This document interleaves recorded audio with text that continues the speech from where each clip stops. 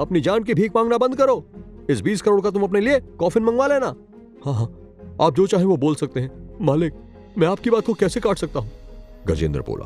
पुष्कर ने उन फ्रेगमेंट्स को अपने हाथों में घुमाया और अचानक एक तेज रोशनी उसकी आंखों से निकली और उसने गहरी आवाज में कहा, 500 करोड़ और तुम उस ईगल की एक आंख भी ले जा सकते हो।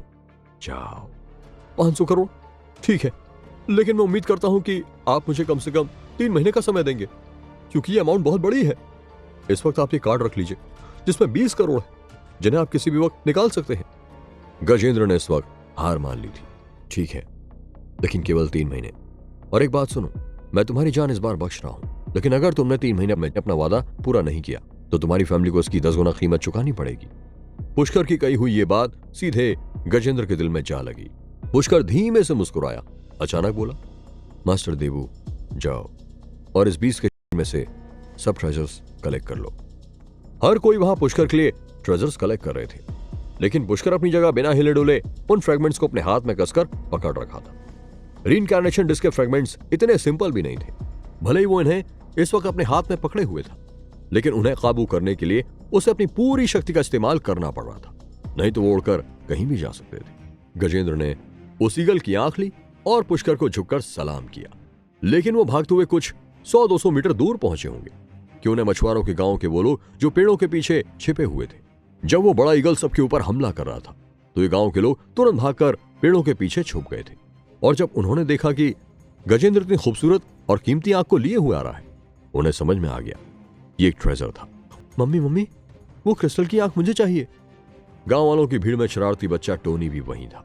संतरी भी ये देखकर चौंक गई और वो चिल्लाई, तुम लोग रुको वहीं, ये जगह हमारे पूर्वजों की है। अगर तुम यहां से गुजरना चाहते हो तो तुम्हें इसकी कीमत चुकानी होगी। वो क्रिस्टल स्टोन मुझे दे दो।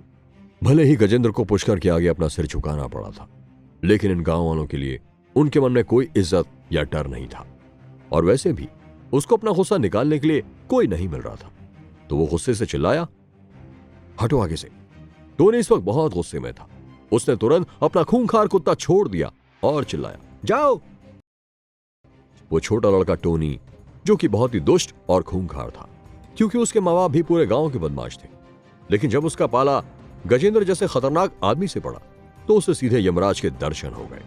गजेंद्र तेजी से टोनी के पीछे पहुंच गया और उसने अपनी पिस्तौल निकाली। पूरे आइलैंड पर 7 गोलियों की एक के बाद एक चलने की आवाज गूंज गई। तुम बहुत बच्चे, गजेंद्र गुस्से में चिल्लाया।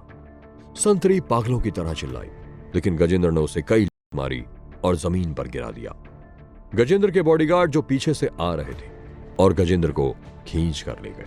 थोड़ी देर बाद उसको खींचकर बीच तक ले जाया गया था। कई सारे लोग एक साथ बोट पर चढ़ गए और तुरंत वहां से निकल गए। गजेंद्र भाई, अब हम क्या करेंगे? आपको अपने घर से 500 करोड़ रुपए मंगाने होंगे, मंतोष ने कांपते हुए कहा। गजेंद्र का मूड इस वक्त किसी करने का था और उसने गहरी आवाज में कहा, मेरा जूता देगा 500 करोड़। अभी तो मैं वापस जा रहा हूं, लेकिन पहुंचने के बाद सब इलाका हमारा होगा। चाहे वो कितना ही पागल क्यों ना हो, लेकिन शहर का वो पागल हमारे इलाके में आकर ये सब हरकत करके दिखाए, तब बताऊंगा उसे। लेकिन आपने देखा नहीं कि वो एक राक्षस को भी बुला सकता है? कहीं अगर वो आपके घर पर आकर कुछ बखेड़ा खड़ा कर दे तो? मंतोष का चेहरा पीला पड़ गया था। क्या आप सचमुच उसके साथ पंगा लेना चाहते हो? आखिरकार वो पुष्कर है, मैं तो उससे बिल्कुल भी पंगा नहीं लेना चाहता। गजेंद्र गुस्से में बोला, अरे कुछ नहीं है सब, बस कुछ जादुई मंत्र है। मुझे लगता है सब चीजों के लिए कोई ताबीज आता होगा।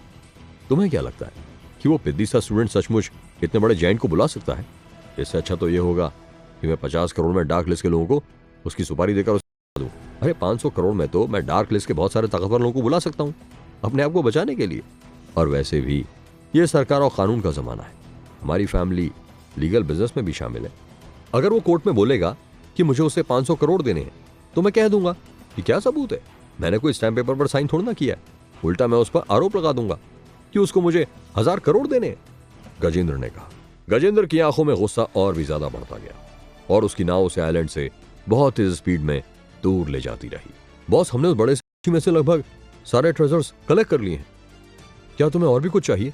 जिग्नेश तुरंत पुष्कर के पास आया और उसको सारी प्रोग्रेस रिपोर्ट देने लगा। पुष्कर ने आंखें खोली। अगर सच में देखा जाए तो इस जंगली ईगल ने रीइंकार्नेशन डिस्क के फ्रेगमेंट्स को निगल लिया था, इसलिए यह भी कहा जा सकता है कि यह पूरा का पूरा ईगल ही एक ट्रेजर है। जल्दी से मेरा बॉक्स लेकर आओ, मैं यहीं कुछ दवाइयां बनाऊंगा। क्या गजेंद्र सचमुच पुष्कर की सुपारी देने वाला था? कौन थे डार्क लिस्ट के लोग? जानने के लिए सुनते रहिए ये एक्साइटिंग कहानी सिर्फ पॉकेट एफएम पर।